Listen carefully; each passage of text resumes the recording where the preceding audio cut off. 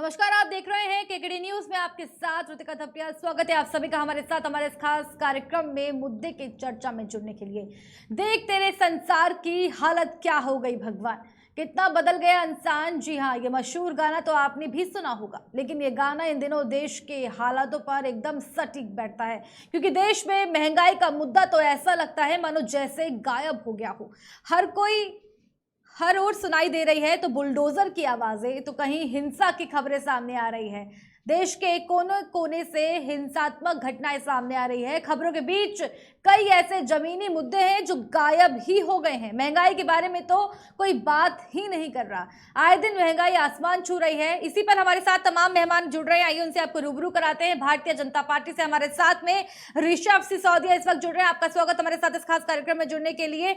आम आदमी पार्टी से हमारे साथ प्रितपाल सिंह सलूजा जुड़ रहे हैं। आपका बहुत स्वागत हमारे साथ इस खास कार्यक्रम में जुड़ने के लिए। दिलीप यशवर्धन जी, राजनीतिक विश्लेषक, हमारे साथ में जुड़ रहे हैं। आपका स्वागत हमारे साथ इस खास कार्यक्रम में जुड़ने के लिए। संदीप शुक्ला, कांग्रेस पार्टी से हमारे साथ में जुड़ रहे हैं। कुमार विवेक, समाजवादी पार्टी से हमारे साथ में जुड़ रहे हैं। आपका भी स्वागत हमारे साथ इस खास कार्यक्रम में जुड़ने के लिए। और हमारे साथ में गुरनाम सिंह चड्डी, किसान एक वरिष्ठ नेता, इस वक्त हमारे साथ में जुड़ रहे हैं। आपका भी स्वागत हमारे साथ इस खास कार्यक्रम में जुड़ने के लिए। सबसे पहले दिलीप यशवर्धन जी, आपके पास इसी बड़े सवाल के साथ मेरी आवाज आपके पास आप तक पहुंच पा रही है क्या? दिलीप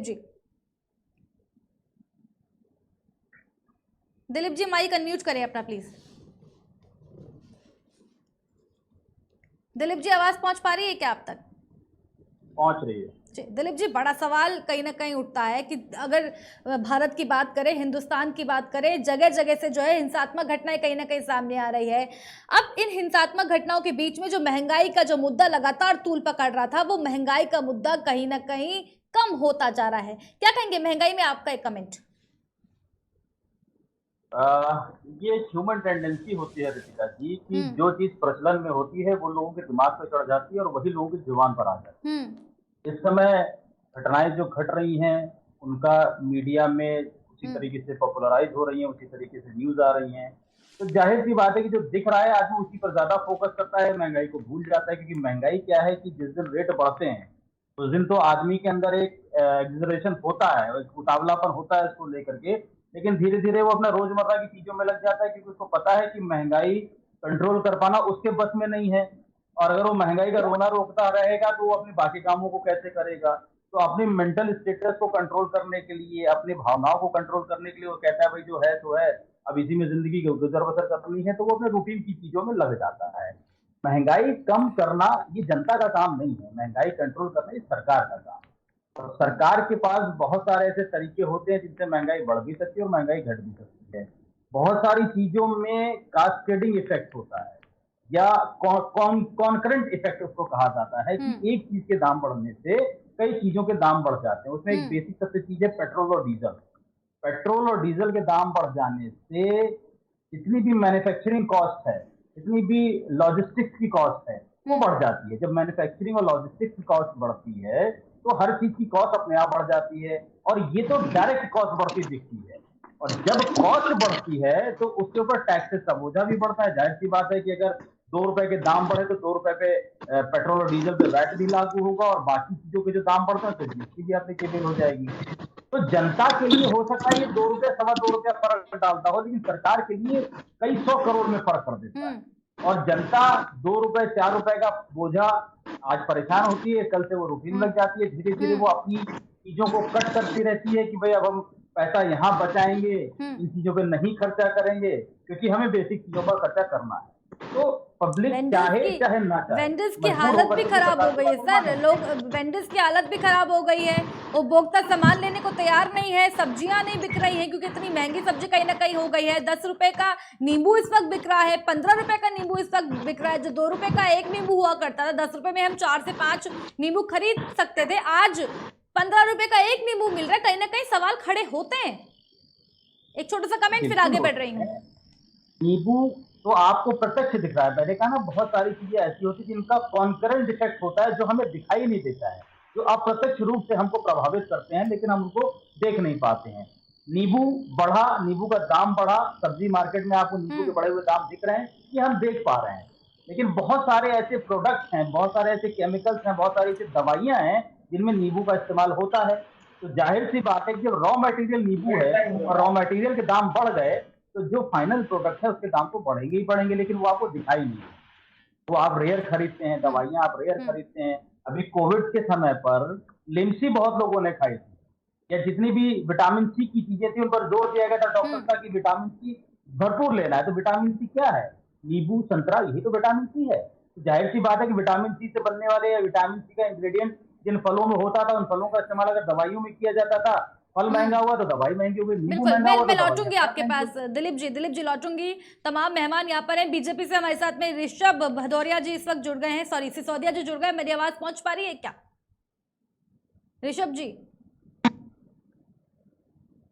ऋषभ जी, बड़ा सवाल कहीं ना कहीं है, देश के अलग अलग राज्य से, अलग अलग कोनों से जो है हिंसात्मक घटनाएं सामने आ रही है। अभी तक महंगाई को लेकर के बात कर रहे थे, बेरोजगारी को लेकर के बात कर रहे थे, विपक्ष लगातार मुद्दा उठा रहा है, लेकिन बीजेपी मुद्दा भटका चुकी है। क्या कहेंगे?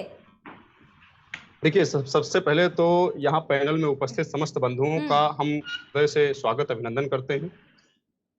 और साथ में हम आपको ये बताना चाहते हैं कि आज कहीं ना कहीं संपूर्ण विश्व एक वैश्विक महामारी से जूझते हुए बाहर आने की अभी कोशिश ही कर रहा है। कहीं ना कहीं पूरे आज आप दिख रहे हैं जिस प्रकार से पूरे के पूरे समूचे वर्ल्ड में एक वर्ल्ड वार की स्थिति बनी हुई है। यह एक दुख का विषय है। और ऐसे समय पर सिर्फ भाजपा के अंदर आप जो देख रहे हैं, भाजपा के लोग ही नहीं परेशान हैं, वरन इन संपूर्ण परिस्थितियों को देखते हुए आज समूचा विश्व कहीं ना कहीं परेशान है। समूचा विश्व आज सोचने पर मजबूर है कि किस प्रकार से हम अपनी आर्थिक व्यवस्थाओं को सुचारू ढंग से संचालित करें।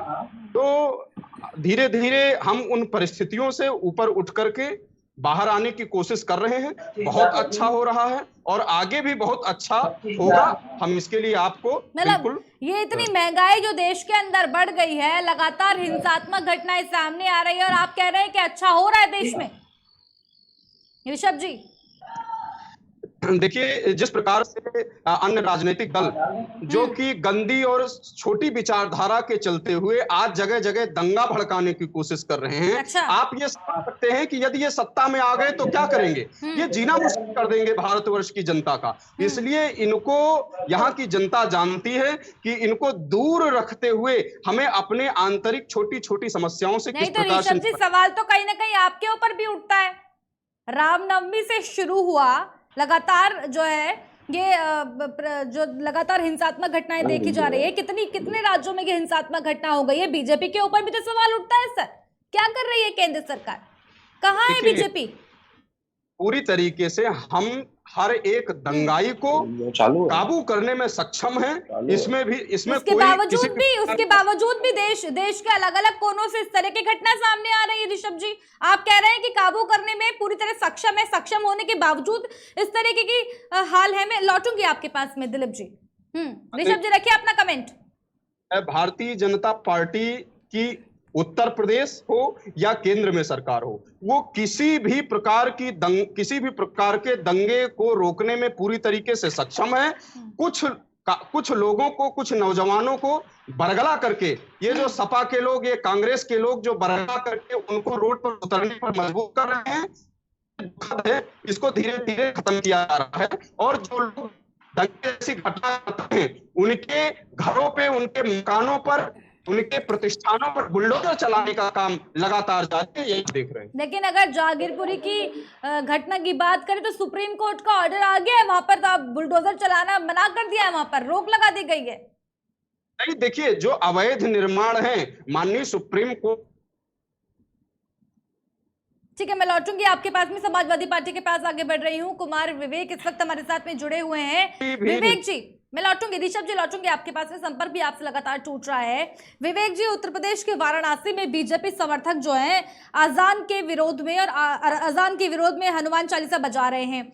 वहीं अगर बात करें समाजवादी पार्टी की, तो समाजवादी पार्टी जो है महंगाई का मुद्दा सामने लगातार ला रही है। वहीं अगर ऋषभ जी की बात सुने, जो भारतीय जनता पार्टी के प्रवक्ता इस वक्त बैठे हुए हैं, उनका कहना है कि समाजवादी पार्टी और कांग्रेस ही है जो देश में दंगा कहीं ना कहीं भड़का रही है। क्या कहेंगे?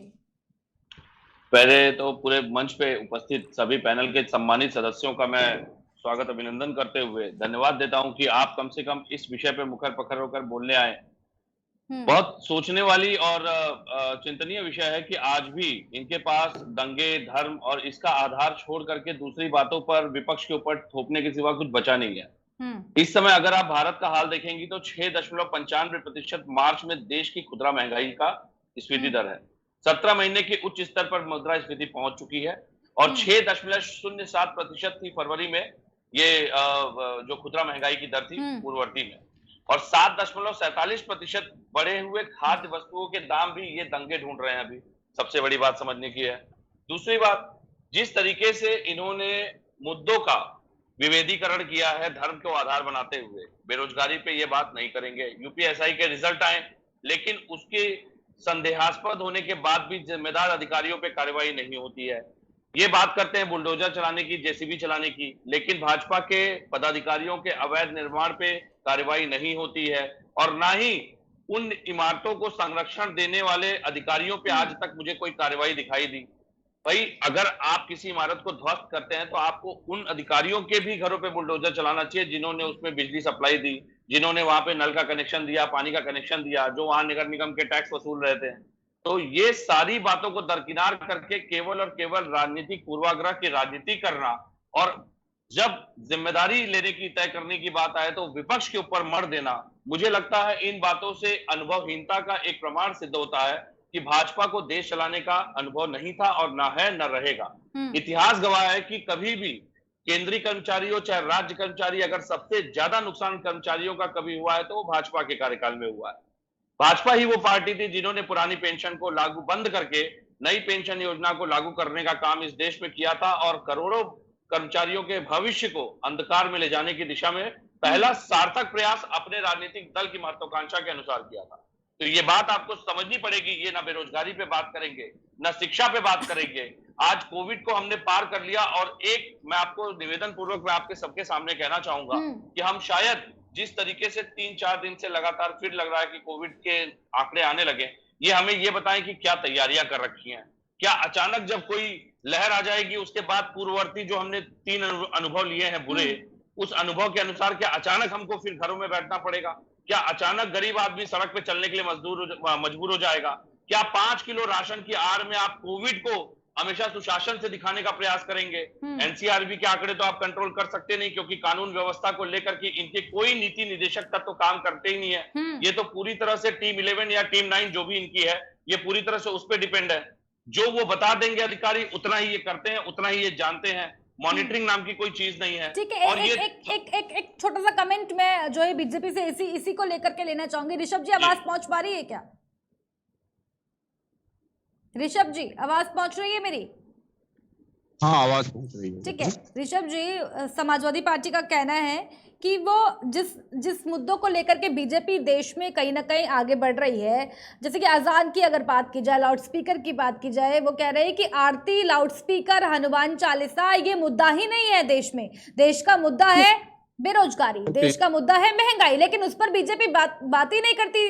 देश का मुद्दा है रोजगार देना युवाओं को, महिला सुरक्षा देश का मुद्दा है, लेकिन इस पर बीजेपी बात करने को तैयार ही नहीं है। सर बिल्कुल, भारतीय जनता पार्टी 4.5 लाख से भी अधिक युवाओं को नौकरी दी है पिछली सरकार में। आपने बिल्कुल अच्छे से देखा। एक समय ऐसा था कि सपा की सरकार में जब युवा पथभ्रष्ट था, मारा घूम रहा था, और जब सफाई कर्मी की, सचिवालय में सफाई कर्मी की नौकरी निकली तो एक एमबीए किए हुआ, एक एमबीबीएस किया हुआ छात्र, एक पीएचडी किया हुआ छात्र सब सफाई कर्मी की नौकरी के लिए आवेदन किया था।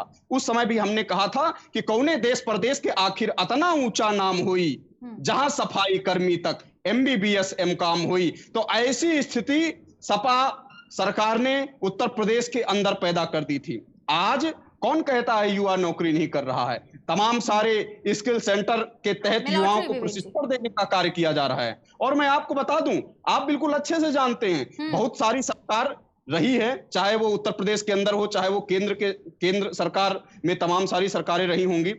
कोई भी आज तक जिस प्रकार से हमारा उप मुख्यमंत्री जाकर के एक जिले के अंतर्गत जिला अस्पताल को चेक करने का काम करता है, हाथ लगा करके नल से पानी पीने का काम करता है, लाइन में लग के पर्चा कटवाने का काम करता है, आज तक के इतिहास में राम राज्य के अलावा कभी देखने को नहीं मिला होगा। अच्छा ठीक है, विवेक जी जवाब दीजिए इन्हीं सब बातों पर, आपकी प्रतिक्रिया। समाजवादी पार्टी से हमारे साथ में जुड़े हुए हैं विवेक पांडे जी, इन्हीं पर प्रतिक्रिया आपकी।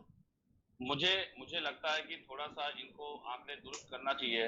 मैं वो दिन भूला नहीं हूं जब स्वामी प्रसाद मौर्य जी ने सदन में आंकड़े पेश किए थे जो कि 54% पूर्ववर्ती सरकार के आंकड़ों से बहुत अधिक थे, और जिस तरीके से 33.93 लाख बेरोजगार रजिस्टर्ड हुए थे उत्तर प्रदेश के पोर्टल पे, बेरोजगारों की बात कर रहा हूं मैं, उन आंकड़ों पे अगर ये कह देते तो मुझे लगता कि शायद ये अभी भी गलतियों को स्वीकार करके सही दिशा में विपक्ष को लेकर के चलना चाह रहे हैं, लेकिन मुझे लगता है इनकी नियत नहीं है। बहरहाल दूसरी बात इन्होंने कही, जिस तरह से ये पानी पीते हैं, औचक निरीक्षण करते हैं, बिल्कुल सत्य।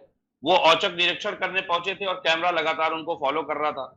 इसको कहते हैं औचक निरीक्षण, क्योंकि कैमरा लगातार हर गतिविधियों को कैमरा उनके मॉनिटर कर रहा था। तो मीडिया में अपने आप को प्रायोजित रूप से दिखाना तो करते हैं। मुझे लगता है कि देखिए डिबेट में पहले आप वालों ने तो जितने युवा हैं, युवा कार्यकर्ताओं को पथभ्रष्ट करा करके उनसे दंगे करवाने का काम किया था, जगह जगह पत्थर फेंकवाने का काम किया था। इस प्रकार से आज जो ऋषभ जी लौटेंगे आपके पास भी। मेरे साथ यहाँ पर अन्य मेहमान भी यहाँ पर जुड़े हुए हैं। अधीर होकर के नहीं बोलना चाहिए। अगर आप आरोप लगाने की क्षमता रखते हैं तो सत्य सुनने की भी क्षमता होनी चाहिए।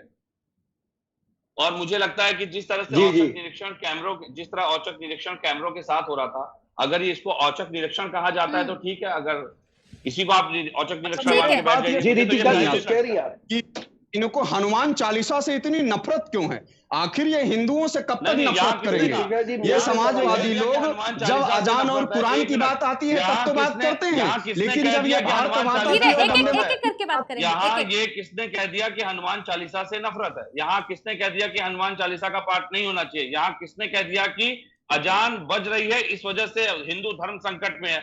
ये सब प्रायोजित सीमित मानसिकता का जो रट्टू स्वांग ये लोग रट करके आते हैं। मुझे लगता है इससे केवल डिबेट को डिरेल करने का काम करते हैं। यहाँ पे अभी तक किसी ने नहीं कहा कि हनुमान चालीसा का विरोध होना चाहिए। ऋषभ जी रखिए 30 सेकंड में अपना जवाब, उसके बाद आगे बढ़ रहे हैं आम आदमी पार्टी के पास। प्रितपाल सिंह सलूजा, थोड़ा सा इनकी आवाज भी बहुत धीरे आ रही है। वैसे मैं आपको बता दूं, भारतीय जनता पार्टी वो राजनीतिक पार्टी है जो हिंदवा सहोदरा सर्वे ना हिंदू पतितो भवेत मम दीक्षा धर्म रक्षा मम मंत्र समानता, जो सभी के समानता की बात करती है, ऐसी राजनीतिक पार्टी है भारतीय जनता पार्टी।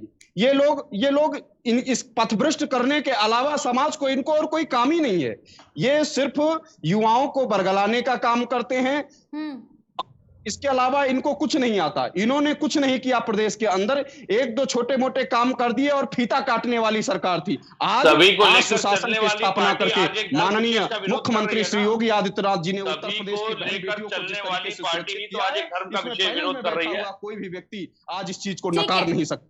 ठीक है, बीजेपी का कहना है कि समाजवादी पार्टी जो युवाओं को कहीं ना कहीं उनका पथभ्रष्ट करती है। लेकिन मैं लौटूंगी इस सवाल के पास भी, लेकिन प्रितपाल सिंह सलूजा आम आदमी पार्टी से हमारे साथ में जुड़े हुए हैं। प्रितपाल सिंह सलूजा जी, महंगाई लगातार, देश में महंगाई बढ़ती जा रही है। अभी तक पेट्रोल डीजल के दाम लगातार 22 मार्च से बढ़ रहे थे और अब नींबू सब्जियों के दाम लगातार बढ़ रहे हैं। किस तरीके से देख रहे हैं? वहीं अगर बात की जाए दिल्ली के दंगों की, वहां अगर बात की जाए अलग अलग जगह से जो हिंसात्मक घटनाएं सामने आ रही है, उसको लेकर के कहीं ना कहीं महंगाई के मुद्दे से भटक गई है जनता।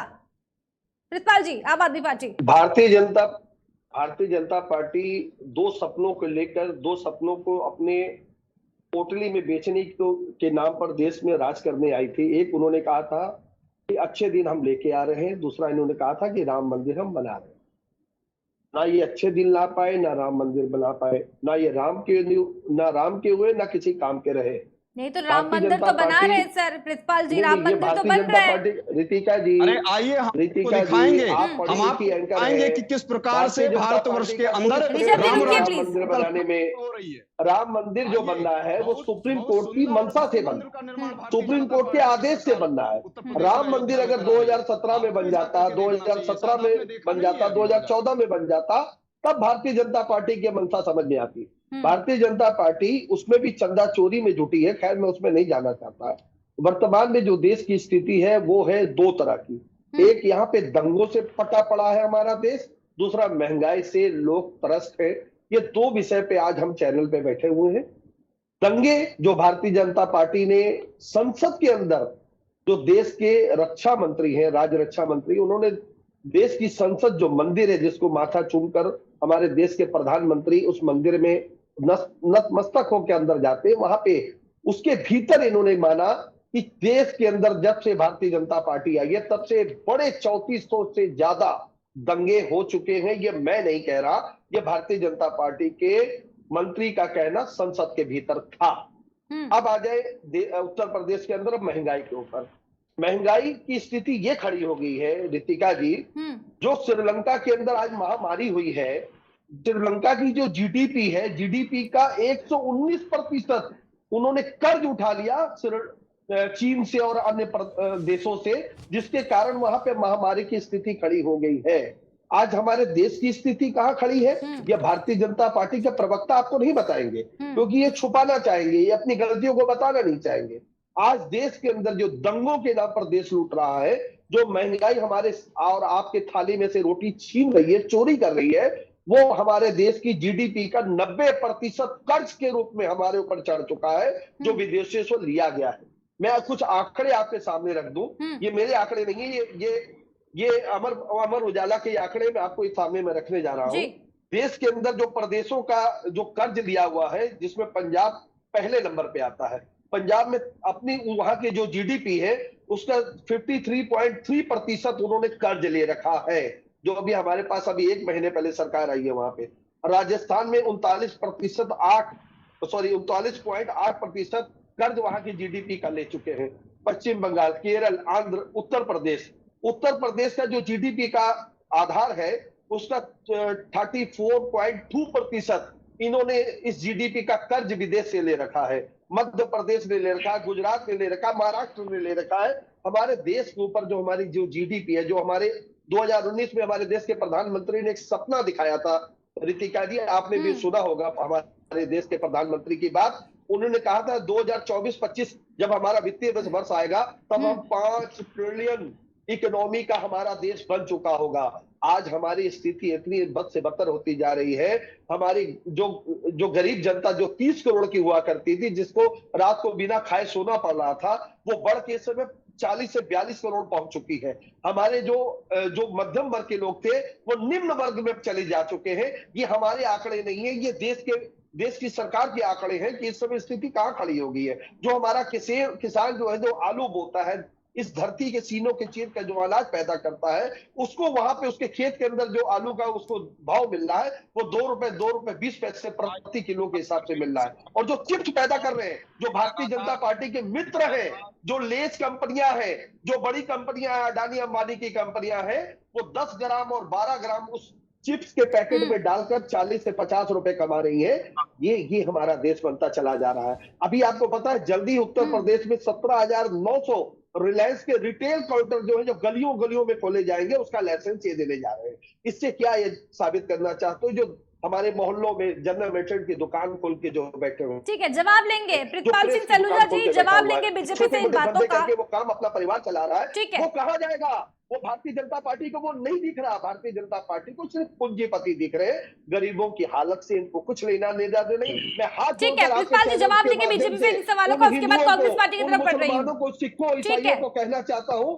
इनकी नफरत की राजनीति से बचे। ये आपके बच्चों को नौकरियां नहीं देना चाहते, आपको अच्छी शिक्षा नहीं देना चाहते, आपको अच्छा स्वास्थ्य नहीं देना चाहते। ठीक है, ऋषभ जी 2 मिनट में इन सभी बातों पर आपकी प्रतिक्रिया मैं चाहती हूँ, उसके बाद कांग्रेस पार्टी के पास बढ़ रही हूँ।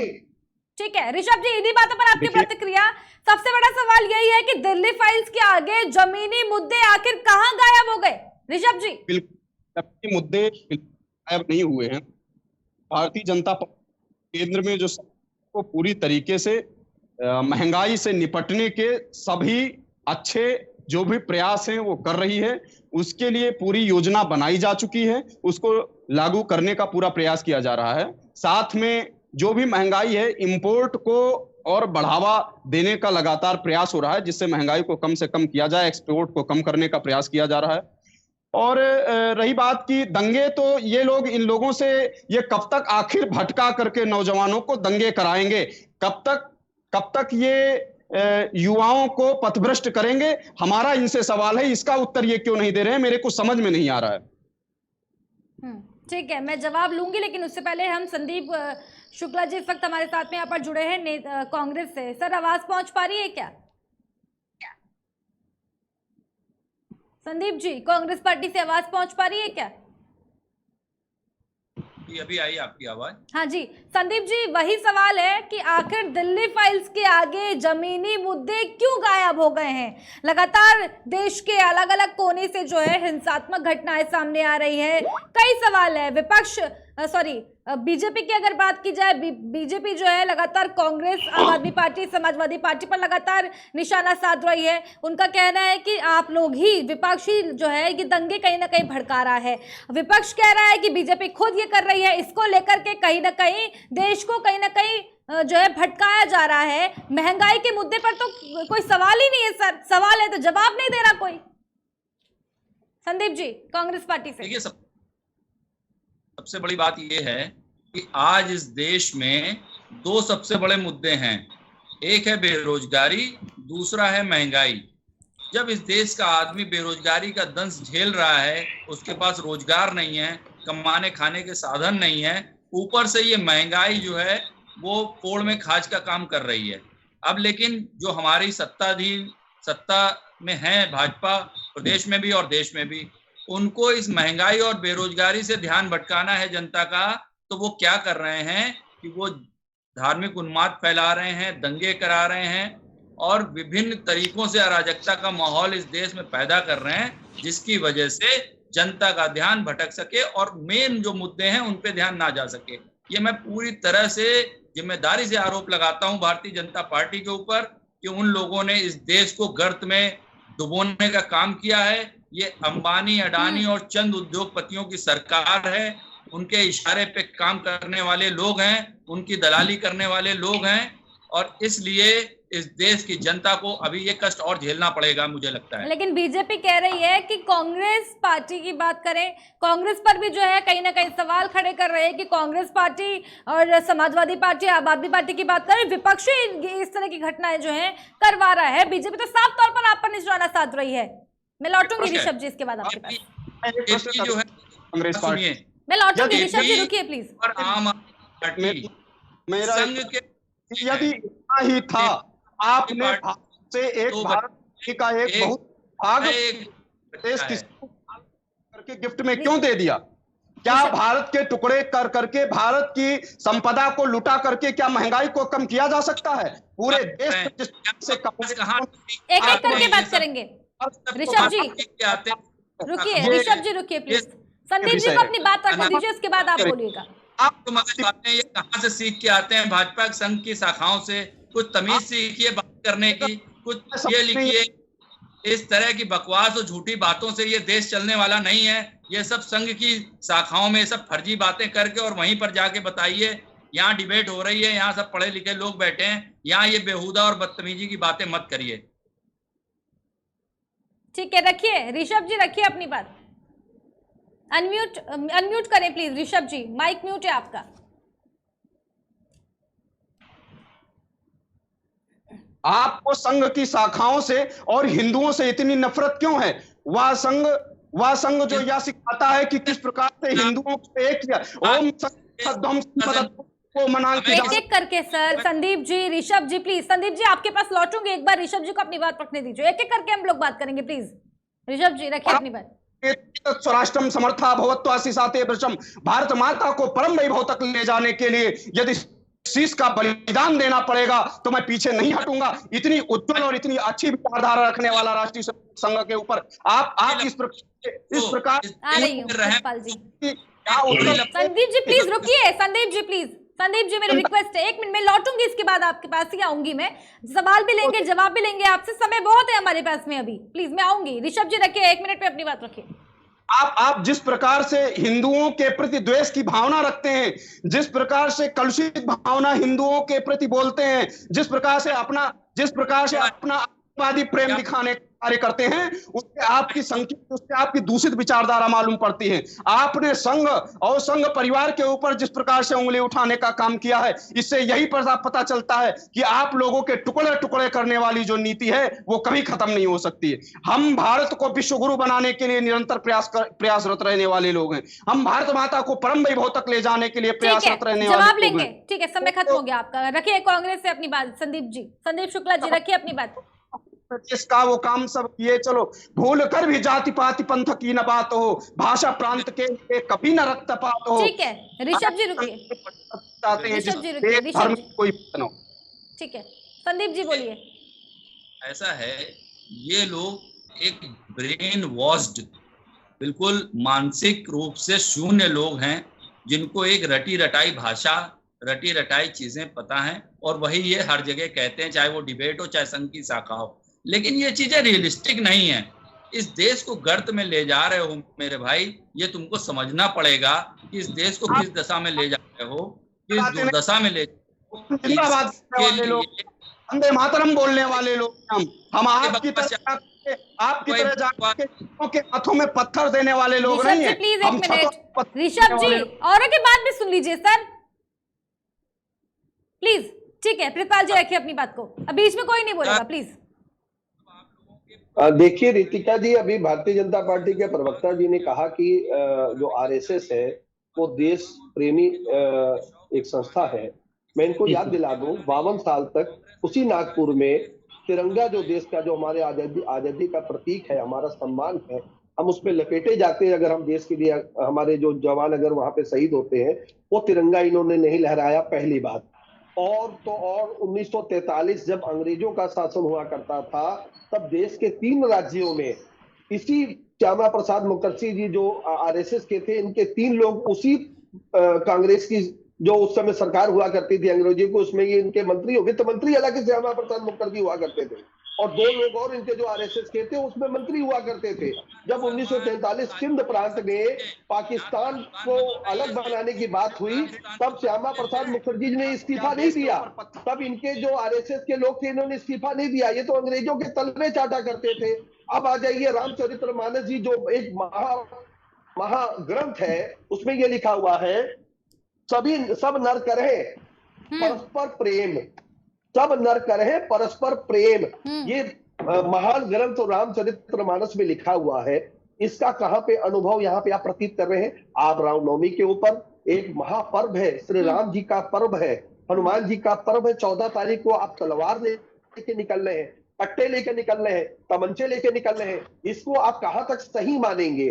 भारतीय जनता पार्टी एक, इस समय देश के अंदर इसका नाम बदलकर भारतीय दंगा पार्टी कर देना चाहिए, भारतीय जाहिल पार्टी कर देना चाहिए। ये लोगों के हाथ में, ये कांग्रेस जो 1984 में करके गई है, जो आज तक भुगत रही है कांग्रेस, वही काम भारतीय जनता पार्टी आज देश में कर रही है। उसी की पुनरावृत्ति देश के अंदर कर रही है जो कांग्रेस ने तो 1984 में किया था। रितिका जी, आने वाले समय में जैसे कांग्रेस धीरे धीरे देश से साफ हो रही है, भारतीय जनता पार्टी भी साफ होगी। युवाओं को नौकरियां मिलनी चाहिए, लोगों को स्वास्थ्य और शिक्षा मिलनी चाहिए, अच्छी सड़कें मिलनी चाहिए, अच्छी यूनिवर्सिटियां मिलनी चाहिए, यहाँ पे व्यापार अच्छा बढ़ना चाहिए। जो हमारे देश के प्रधानमंत्री का सपना है 5 ट्रिलियन जो इकोनॉमी हमारे देश की 2024-25 में हो, उसके लिए इन दंगों को रोकना पड़ेगा, भाईचारा को बढ़ाना पड़ेगा। लेकिन प्रितपाल जी, सवाल तो कम से कम आप पे भी उठता है सर। दिल्ली में दंगे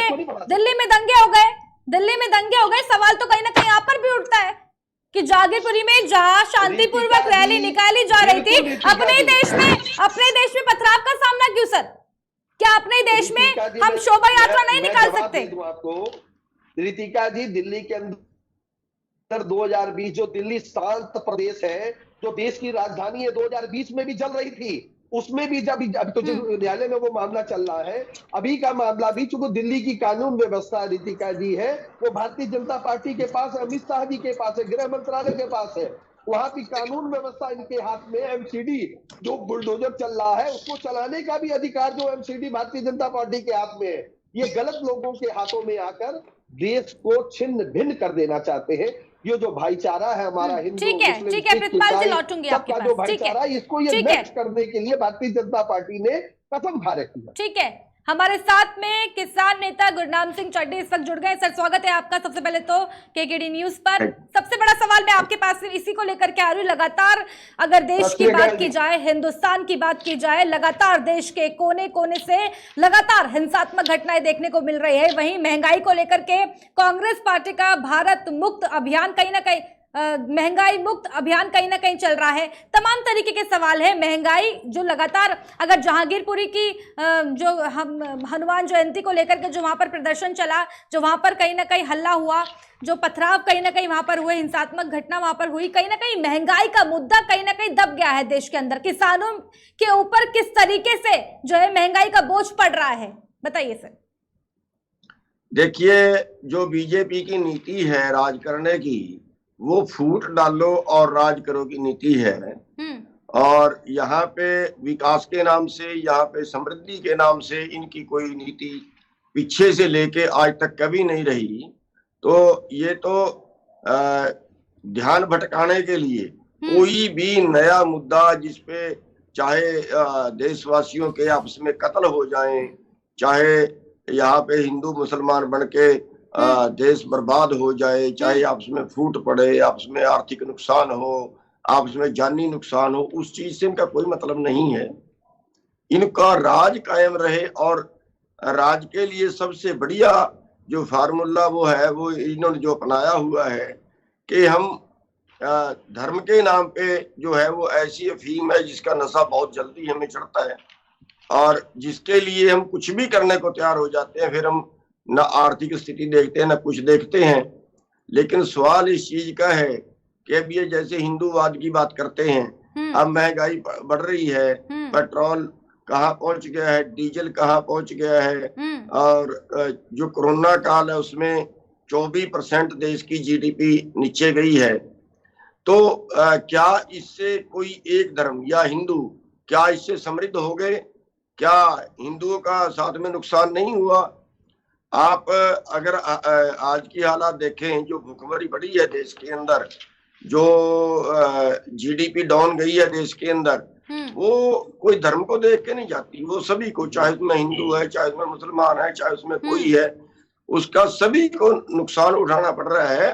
और ये जो जिस नीति पे बीजेपी चल रही है, ये भारत में को बिल्कुल तबाह करके छोड़ेगी। और अभी जो नए कानून बना रहे हैं, अभी एक बात कल मेरे सामने और आई है जो बहुत गंभीर है, जो ये आगे कानून बना रहे हैं बीमारी के नाम पे, कि बीमारी के लोगों को घरों में बंद करने का कानून हमारे पास होना चाहिए। अगर उनके कोई फसल तबाह करनी पड़ जाए, अगर बीमारी के नाम से, अगर बीमारी के नाम से उनके पशु, उनके जानवर तबाह करने पड़ जाएं, अगर बीमारी के नाम से एक दूसरे को इकट्ठे होने से रोका जा सके, वो सारे कानून भी मानसून सत्र में ला रहे हैं। जो असली गुलामी है अभी आएगी। अभी तक तो हम कह रहे हैं एक सवाल और लूंगी मैं आप ही से कि चुनाव से पहले किसानों का इतना बड़ा आंदोलन हुआ, चुनाव के दौरान जो है आप लोगों ने अपना आंदोलन जो है शांत कहीं न कर दिया। अब जैसे प्रचंड बहुमत की सरकार, ऐतिहासिक जीत फिर से भाजपा की होती है, उसके बाद से फिर से आपका आंदोलन जो है अब शुरू हो गया है। क्या किसान भटक रहा है क्या सर?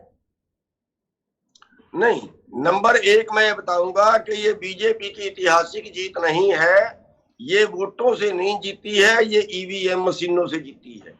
और ईवीएम मशीनों में जिसकी लाठी उसकी भैंस। तो ये ईवीएम से जीते हैं। फिर पंजाब में कैसे आम आदमी पार्टी की सरकार आ गई सर? अगर 5 राज्यों के चुनाव की बात की जाए तो 5 राज्यों में से 4 राज्यों में बीजेपी की सरकार, एक राज्य में पंजाब में जो है आम आदमी पार्टी की सरकार कैसे आ गई सर? फिर क्या पंजाब में भी फिर ईवीएम में छेड़खानी हुई है क्या? बिल्कुल आपका सही सवाल है। पंजाब के अंदर जो था, पंजाब के अंदर बीजेपी नाम की कोई चीज नहीं थी। मतलब अगर एक तरफ बीजेपी का उम्मीदवार हो और एक तरफ दूसरे पासे का उम्मीदवार हो, तो स्थिति ये थी कि एक के पास 5000 वोट है, एक के पास 50,000 वोट है, और उस पे ठगी ठोरी नहीं हो सकती, इतने बड़े नहीं हो सकती, इतने बड़े तो बवाल हो जाएगा, खूनी क्रांति आ जाएगी। ठगी वहां होती है जहां 5000 से 2000 से हार रहा है। आप देखें 180 सीट 2000 से अंदर हार रही है। तो एक और 2 एमएलए की बात करते कि वीडियो आ रही है कि ऐसे हमने जिताया। तो ये ईवीएम ने जीता है। हम ये कहते हैं, पूरा देश ये कह रहा है कि आप बैलेट पेपर से वोट कराइए, इनको क्या नुकसान है? इसी पार्टी को तकलीफ है क्या ईवीएम से, उसकी बैलेट पेपर की? ठीक है, किसानों के हितों की अगर बात की जाए, किसानों के हितों की सरकार कौन है? कोई नहीं है, बिल्कुल कोई नहीं है। किसान हित में कोई सरकार नहीं है। आज तक अगर हम जो है वो इतिहास उठा के देखें, किसान का, अगर हम 1970 से लेके अब तक का आंकड़ा ले लें, उसके पहला भी है, उसके पहला तो जो 1967 तक का आंकड़ा, उसके पहले तो एमएसपी नहीं था। 1970 में 2.5 क्विंटल गेहूं का एक तोड़ा था, आज 25 क्विंटल गेहूं का एक तोड़ा सोना है। 1967 के अंदर जो था वो 1 क्विंटल गेहूं की 1600 ईंटें आती थी, आज 1 क्विंटल गेहूं में 300 ईंट आएगी।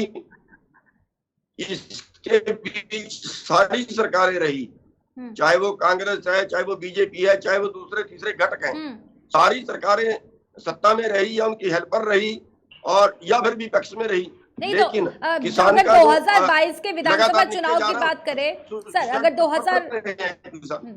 सर, अगर 2022 के विधानसभा चुनाव की बात करें तो क्या बीजेपी के साथ नहीं थे किसान?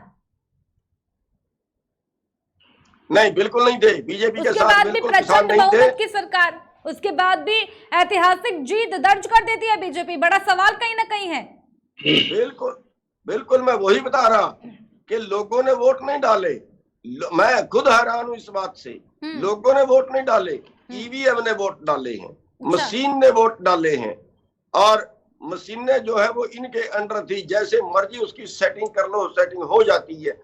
जब फोन की सेटिंग हो जाती है, जब दूसरी इलेक्ट्रॉनिक चीजों की सेटिंग हो जाती है, कंप्यूटर की सेटिंग हो जाती है, आखिर बताइए ईवीएम की सेटिंग क्यों नहीं हो सकती? होती है और की है, और उसका तभी ये बैलेट पेपर में नहीं आते। आगे भी होगी, मैं आज बता रहा हूं, आगे भी होगी।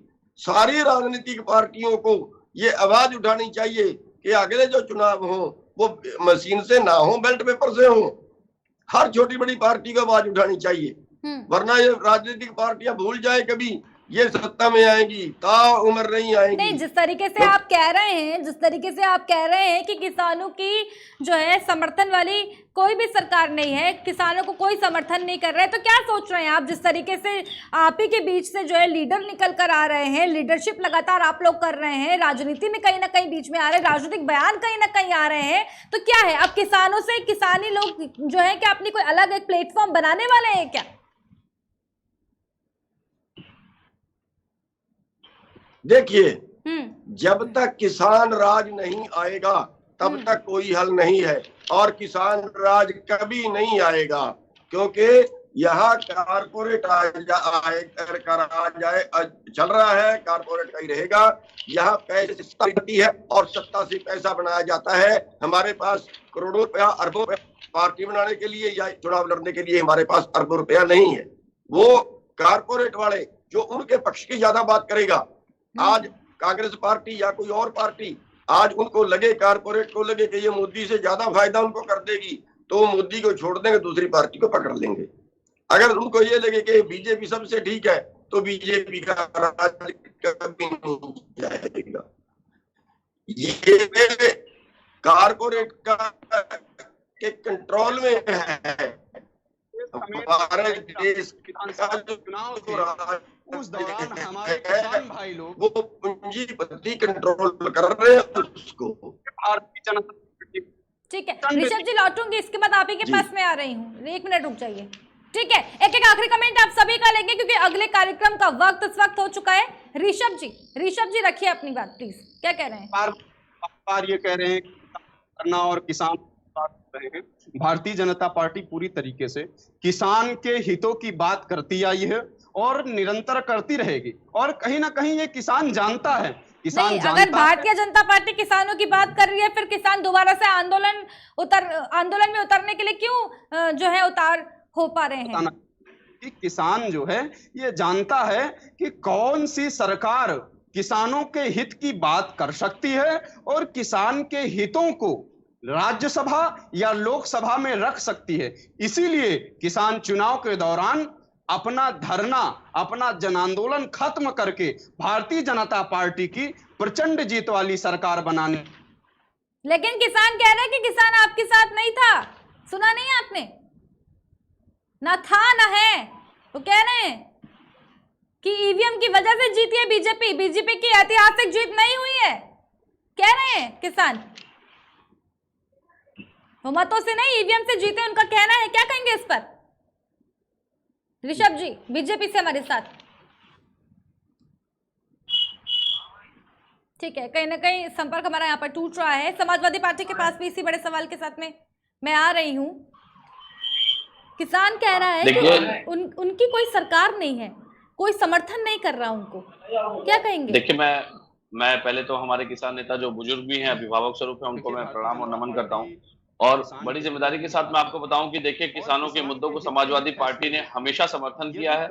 हमारे समाजवादी पार्टी का जनाधार ही किसान और युवा है, और हमारा जो मुख्य जनाधार है वो गांव से ही आता है। और किसान आंदोलन का भी प्रखर होकर के पूर्ण समर्थन हमारी पार्टी ने राष्ट्रीय अध्यक्ष माननीय श्री अखिलेश यादव जी के नेतृत्व में किया था। हम आज भी किसानों के मुद्दों पे उसी तरह खड़े हैं, आगे भी इसी तरह खड़े रहेंगे। सबसे बड़ी समस्या और गंभीर बात आपको समझना बस इतना होगा कि किसान की बात होते ही देखिए इनका नेटवर्क गायब हो गया। तो मुद्दों की बात से भाजपा कभी भी नहीं सामने आएगी, वो हमेशा भागते रहेंगे, मुद्दों पे वो बात नहीं करेंगे। जिन किसानों को शहादत हुई थी, जिन किसानों की मौत हुई थी, उनके परिवारों के लिए भाजपा ने क्या किया आज तक, वो भाजपा बताया करके। उनके मृत्यु की जिम्मेदारी कौन लेगा, भाजपा बताए। उन्हीं के एनआरआई परिवारों से जाकर के भाजपा चंदे बटोरती है, और उन्हीं पैसों से यहाँ पे आके उनके परिवार के लोगों पे लाठियां बरस रही थी। जिस तरीके से इनको प्रताड़ित किया गया किसानों को, जिन किसान परिवारों की शहादत हुई, क्या उतने परिवारों को पेंशन देगी भाजपा आजीवन? क्या उनके बच्चों को मुफ्त शिक्षा देगी? क्या उनके बच्चों को हायर एजुकेशन की फीस माफ करेगी? क्या उनके परिवारों को बसाने के लिए नए घर प्रावधानित करेगी? तो ये बहुत सारे सवाल है जहां काम करने की जरूरत है। लेकिन सबसे बड़ी समस्या है कि कंपनी राज की सरकार है। ये वही 1947 के पहले आंदोलन का दृश्य था, जिस तरीके से हम आजादी के लिए लड़ रहे थे, हमारे किसान आजादी के लिए लड़ रहे थे, और उसी तरह पानी की बौछार, कैनन की बौछार, लाठियों की बौछार लगातार जारी थी। सड़कों पे कील गाड़ दी गई थी। जैसे चेहरे बदल गए, लेकिन मोदी का कंपनी राज जो है वो आज भी पूरी तरह से गुलामी में जकड़ने के लिए तैयार है, जिसका विरोध हम विपक्ष में रहकर पुरजोर तरीके से करेंगे। ठीक है, प्रतिपाल जी आप भी रखिए अपनी बात। मैं पहले आपके चैनल के माध्यम से जो हमारे बुजुर्ग किसान नेता बैठे हैं उनको वाहिगुरु जी का खालसा वाहिगुरु जी की फतेह कहता हूँ। और दूसरी बात यह है कि देखिए, आम आदमी पार्टी जब किसानों का आंदोलन दिल्ली के बॉर्डरों पे चल रहा था, आम आदमी पार्टी वो पहली पार्टी थी जो उनके बीच में न जाके, मैं उनका मंच तय करते बगैर वहां पे जो पानी की व्यवस्था थी, शौचालय की व्यवस्था थी, खाने पीने की व्यवस्था थी, चूंकि ठंड का समय था तो हीटर तंबू अगर लगा लेते, उसकी व्यवस्था जो आम आदमी पार्टी कर रही थी, इसी का फलस्वरूप जो है पंजाब का चुनाव जीते। पंजाब में चुनाव जीतने के बाद आज हमारे वहां के भगवंत मान जी जो सीएम है, लगातार वहां के किसानों को कह रहे हैं कि किसान का एक एक दाना वो पंजाब की सरकार खरीदेगी। इसके अलावा जो 23 प्रकार की जो खरीदी है, जो सरकार द्वारा एमएसपी पे निर्धारित है, उसको भी खरीदने का आगे काम जो करेगी वो पंजाब की सरकार करेगी। पंजाब के किसानों का जो भी अनाज पैदा होगा, जो 23 किसानी खरीदी है, उसको भी पंजाब की सरकार करेगी। आम आदमी पार्टी हमेशा ये मानती है इस बात को। मैं बुजुर्गवार जो किसान नेता, इन्होंने कहा कि ईवीएम से जीत हुई है। हम चूंकि ये ना यहाँ की चुनाव इलेक्शन कमीशन इसको मानता है, ना देश की सरकार मानती है। हम ये भी, हमारी पार्टी इस बात को मानती है कि चुनाव जो आगे हो वो बैलेट पेपर से हो। बैलेट पेपर से चुनाव होने से ये निष्पक्ष होता है। इसका सबसे बड़ा प्रमाण मैं आपको बता दूं, जितने भी उपचुनाव होते हैं देश के, रितिका जी आप उसको सर्च करा लीजिएगा, जितने भी उपचुनाव होते हैं वो भारतीय जनता पार्टी हारती है, वो बुरी तरह हारती है। अगर आप यहाँ पे जब योगी आदित्यनाथ जी 2017 जीत के आए थे, उसके बाद उपचुनाव कहाँ हुआ था? गोरखपुर में हुआ था, आजमगढ़, जहां हुआ था वहां पे दूसरी पार्टियों ने जीत हासिल की थी और भारतीय जनता पार्टी मुंह की खानी पड़ी थी। अभी हालिया जो उपचुनाव हुए, चाहे बंगाल ले लीजिए, चाहे कहीं आप बिहार का ले लीजिए, सब जगह पे भारतीय जनता पार्टी की बुरी हालत है। इसीलिए बैलेट पेपर से चुनाव हो। और सबके पास जाना है, समय कम है। कांग्रेस पार्टी के पास भी आ रही हूँ मैं।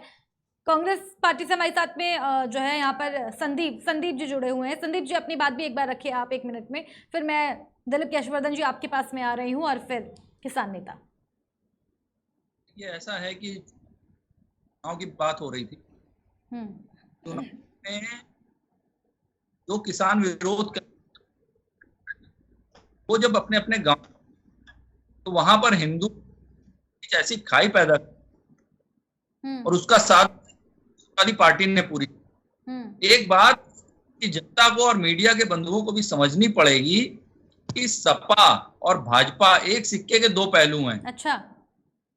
इस देश की जनता में जाति और धर्म के नाम पे हमेशा से भेदभाव करते रहे हैं और देश की जनता का वर्गीकरण कर रहे हैं और उनको आपस में बांट रहे हैं। जब ये जनता हमारी बंटती है तो कोई हिंदू बन जाता है, मुसलमान बन जाता है, कोई सिख बन जाता है, कोई ईसाई बन जाता है। कांग्रेस का हमेशा से नारा रहा है कि हिंदू मुस्लिम सिख ईसाई आपस में सब भाई। हमने सबको समान दृष्टि से देखा। सुना है कि आप वाले भैया जी भी जनेऊ आजकल डालने लगे हैं और गंगा जी में डुबकियां लगा रहे हैं। अरे भैया जी को छोड़िए, आप अपना जनेऊ देखिए। आप जो फर्जी वाड़ा कर रहे हैं, तो जनेऊ की घूम रहे हैं वाले लोग, हम त्रिपुंड की बात करने वाले लोग हैं भैया। हम तो भारत को, देश को बर्बाद किया है, ये आप लोग उसमें पूरी सहभागिता है आपकी, ठीक है ना। 1990 से आप देश का बंटवारा से लेकर के हर निर्णय आपने किया और देश को बर्बाद करने का काम हमने किया। वाह भाई वाह, क्या बात कर रहे हैं हम। आपने देश के कितने टुकड़े किए हैं, ये तो आप जो है किसी भी प्रकार से सोच भी नहीं सकते। पूरा इतिहास आप पढ़िएगा तो आपको पता चलेगा। हमें नहीं भटकना है, समय भी हमारे पास कम है। दिलीप यशवर्धन जी, एक आखिरी कमेंट आपका, फिर आगे किसान बढ़ रहे हैं। दिलीप जी रखिए अपनी बात, एक आखिरी कमेंट महंगाई को लेकर आपका। म्यूट है, अनम्यूट करें प्लीज। रितिका जी, मैं किस बात पर अपनी बात रखूं? डिबेट जिस सब्जेक्ट से शुरू हुई थी वो सब्जेक्ट कहीं छूट गया और हम लोग कहीं और निकल गए, जैसा कि हमेशा डिबेट होता है। महंगाई की बात को लेकर के अगर आप कहें तो मैं थोड़ा सा कंफ्यूज हो गया हूँ इस बात को लेकर के, जो भाजपा के प्रवक्ता यहाँ बैठ के बता रहे हैं मैं इनकी बात को मानूं, या जो इन्हीं की पार्टी के प्रवक्ता दूसरे चैनल पे बताते हैं मैं उनकी बात को मानूं। इन दोनों की बातों में बड़ा कॉन्ट्राडिक्शन है।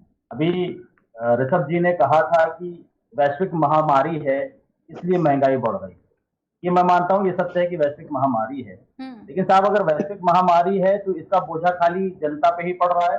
अगर आपको आपकी सरकार की बात याद हो तो आपकी सरकार ने डिक्लेरेशन दिया था कि मार्च 2022 में जीएसटी का कलेक्शन सबसे ज्यादा हुआ था। 2017 से लेकर के अब तक सबसे ज्यादा कलेक्शन मार्च 2022 में हुआ। आपके प्रवक्ता कहते हैं साहब जीडीपी हमारे यहाँ बहुत बूस्ट कर रही है, महंगाई दर जमाने से सबसे कम पर है। अगर ये सारी बातें दूसरी प्रवक्ताओं की सही है तो फिर वैश्विक महामारी की बात कहां से आ गई? वैश्विक महामारी से क्या फर्क पड़ रहा है? और आपने एक सवाल ये भी किया था कि आपको हनुमान चालीसा से नफरत क्यों है? तो साहब हनुमान चालीसा से किसी को नफरत नहीं है। आप अच्छे श्लोक बोल रहे थे, आप ज्ञानी व्यक्ति नजर आते हैं, तो आपको पता है कि भगवान भाव का भूखा होता है, आपकी स्वभाव का भूखा नहीं होता। तो हनुमान चालीसा बजाने से दिक्कत नहीं, हनुमान चालीसा किस स्वभाव से बजाई जा रही है उस पर सवाल खड़े हो रहे हैं। हनुमान चालीसा से किसी को कोई आपत्ति नहीं है, लेकिन क्यों बजाई जा रही है, भाव में बजाई जा रही है या किसी और स्वभाव से बजाई जा रही है, ये बड़ा फर्क डालता है। राम राज्य की बात आप कर रहे हैं तो मैं सवाल पूछूंगा कि राम राज्य होता क्या है, जरा इसको परिभाषित कर दें।